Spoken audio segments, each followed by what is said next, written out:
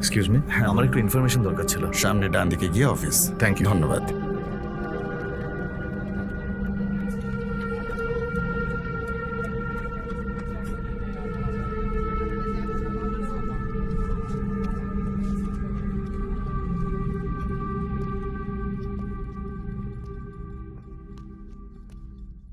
দাদা, এখানকার ইনচার্জকে?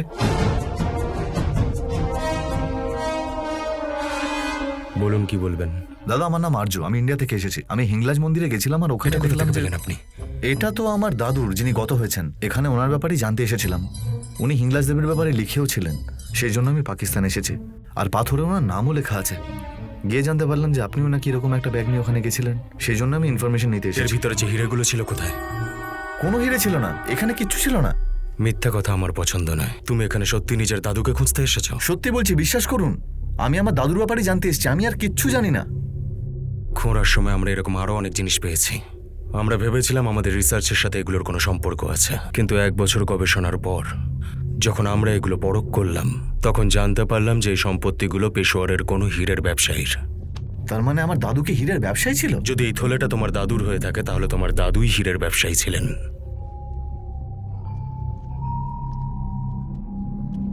দাদা, আপনার রিসার্চের ফাইলটা আমি একবার দেখতে পারি? আমি যতটা জানতাম বলে দিয়েছি। এবার পেশোয়ারে যাও, সেখানে গিয়ে জিজ্ঞাসাবাদ করো। আরো অনেক কাজ আছে আমার।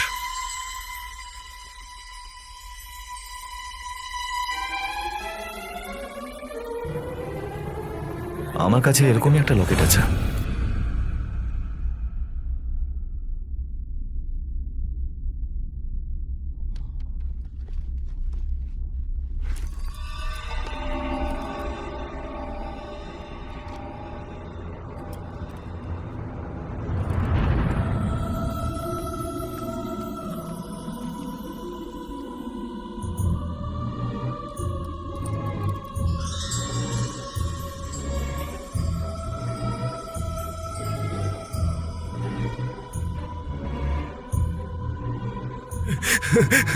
হে আল্লাহ, তোমাকে অসংখ্য ধন্যবাদ।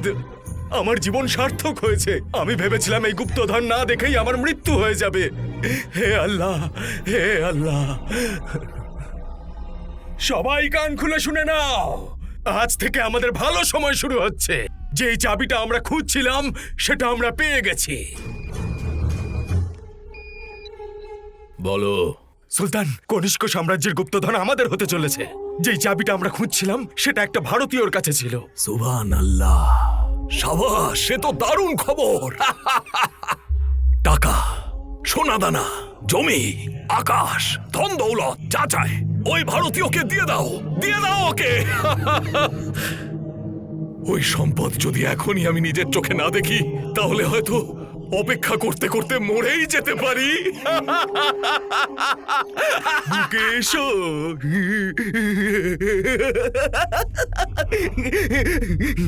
সুলতানের আদেশ, তুমি যা চাও তাই পাবে। তোমার ইচ্ছা পূরণ করা হবে। তুমি এই চাবিটা আমাদেরকে দিয়ে দাও, আর যা ইচ্ছে তাই নিয়ে নাও। এই চাবিটা কোনো সেলের নয় যে আমি তোমায় দিয়ে দেবো। আর হ্যাঁ, এই চাবিটা আমার দাদুর, আমি দিতে পারবো না। তোমরা সবাই দেখতে চাইলে আমি দেখাতে পারি। যদি ভদ্রভাবে না দাও তাহলে এটা ছিনিয়ে নেব। মরতে যদি না চাও তাহলে চাবিটা দিয়ে দাও। যত টাকা চাও আমি দেব, সেটা নিয়ে চলে যাও। যেটা আমার নয় সেটা আমি নিই না, আর যেটা আমার সেটা আমি ছাড়ি না। খোদা হাফেজ।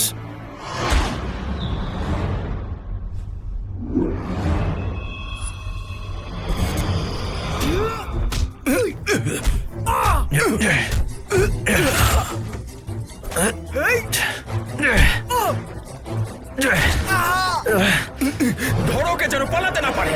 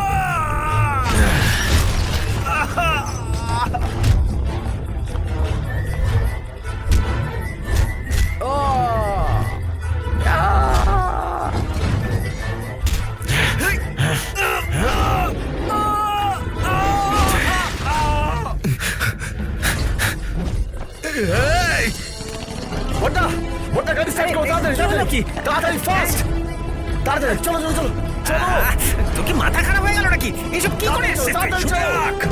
তুই এখান থেকে পালিয়ে যেতে পারবি না যতক্ষণ না এই চাবি আমি হাতে পাচ্ছি তুই এই পাকিস্তান ছেড়ে পালাতে পারবি না। মেরে টুকরো টুকরো করবো। কি হলো? ও তোমায় এসব কি বলছে? আমি কি করে জানবো? বাবারে কি ভয়ঙ্কর দেখতে!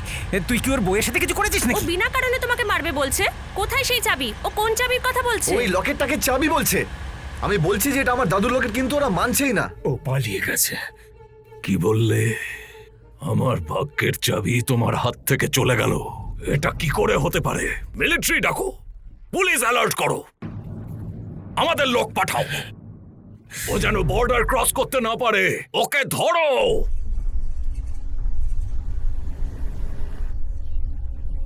মন্দিরে ভগবান আছে আর বাইরে শয়তান। এটা বলো, তোমার ওর সাথে কি কানেকশন আছে?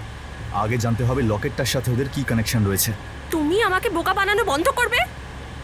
আরে বাবা, তুমি আমাকে সন্দেহ করা বন্ধ করবে? দুদিনের মধ্যে আমি তোমার সমস্ত প্রশ্নের উত্তর দিয়ে দেব, আর তোমায় সেফলি ইন্ডিয়া পৌঁছে দিলেই হলো তো। আমি আমার মা বাবার একমাত্র সন্তান। তুমি পাকিস্তান কেন এলে? সত্যিটা বলো না প্লিজ। আমার দাদু এখানে হীরের ব্যবসা করত ইন্ডিয়া পাকিস্তান পার্টিশনের আগে। উনি পেশাওয়ারে ছিলেন।